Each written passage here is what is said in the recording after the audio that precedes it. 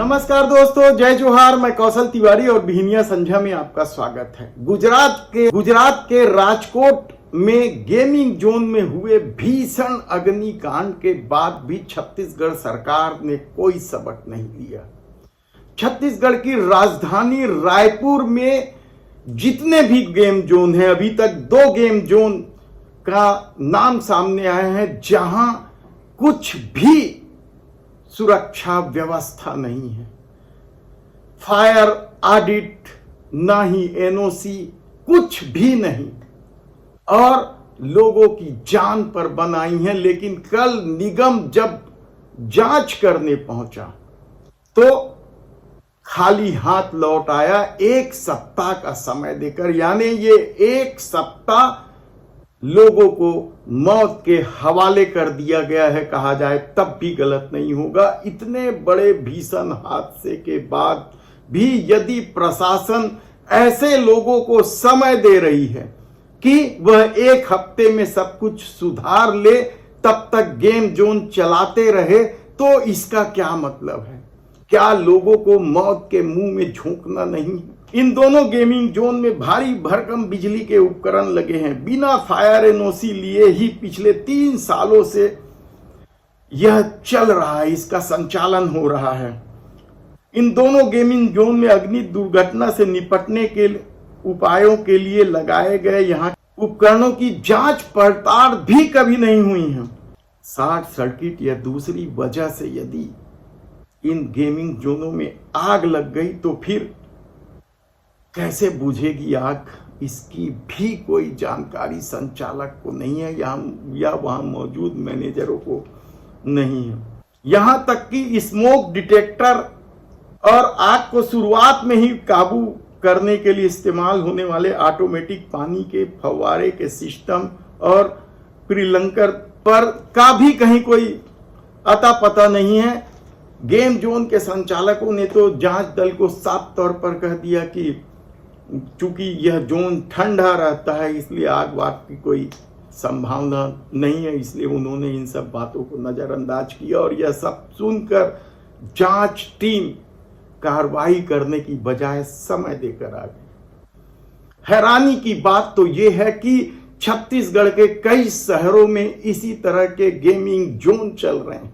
रायपुर के मोआ इलाके में पूनो गेमिंग जोन चल रहा है, तो लभांडी के इलाके में रीबाउंस गेमिंग जोन चल रहा है, जहां सुरक्षा के कोई मापदंड नहीं है, फायर सिस्टम का कहीं अता पता नहीं है, एनओसी तक नहीं ली गई है निगम से।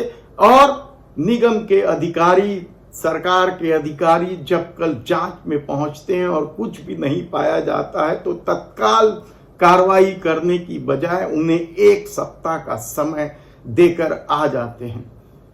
यानी आप सोचिए कि किस हद तक पैसे वालों के आगे शासन प्रशासन घुटने टेकता है।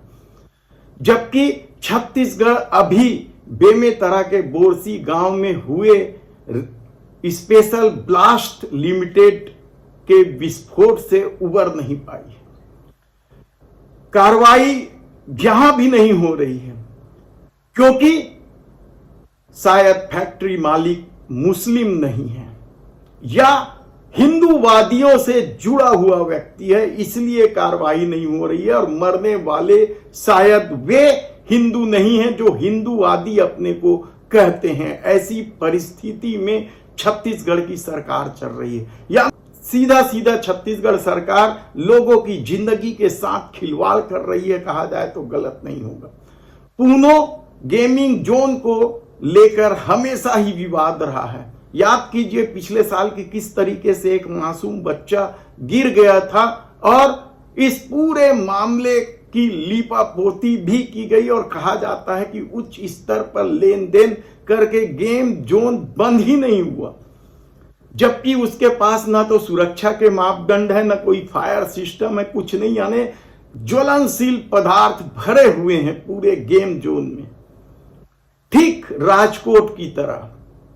और कहा जाता है कि सेट सब अस्थायी निर्माण है और ऐसी परिस्थिति में यदि एक चिंगारी भी लग गई तो देखते ही देखते सब कुछ खाक हो जाना है। यानी अब जिन्हें भी जाना है वे अपने रिस्क पर जाए, क्योंकि शासन प्रशासन कुछ नहीं करने वाली है इस तरह के खेल में।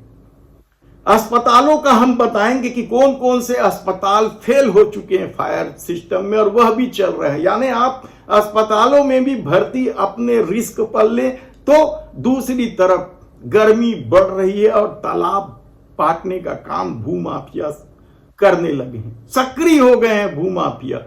लालपुर के शीतला तालाब को पाटने का काम तो राजधानी के ही दमदार नेता माने जाने वाले भाजपा नेता के भाई की करतूत बताई जा रही है। हमारी टीम लगी है इस मामले में, विस्तार से बताएंगे। और कहा जा रहा है कि यह भारतीय जनता पार्टी के नेता जमीन ही नहीं घपले घोटाले में भी बेहद चर्चित है। हालांकि वे अपने पैसे के ताम झाम से या सेठगिरी से चुनाव तो जीत जाते हैं, लेकिन उनके घपले घोटाले की जो फेहरिस्त है वह हैरान कर देने वाली है। और कहा जाता है कि हाल में ही उनके खिलाफ न्यायालय ने भी फैसला दिया है, लेकिन वे कांग्रेसियों को भी साध लेते हैं या कांग्रेसियों को भी खरीद लेते हैं, यह जन चर्चा है।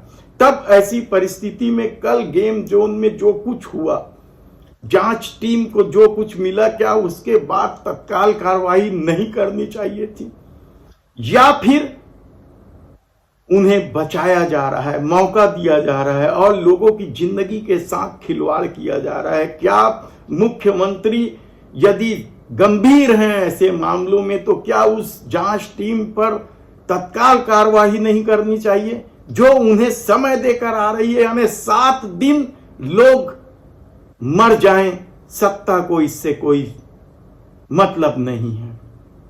धन्यवाद।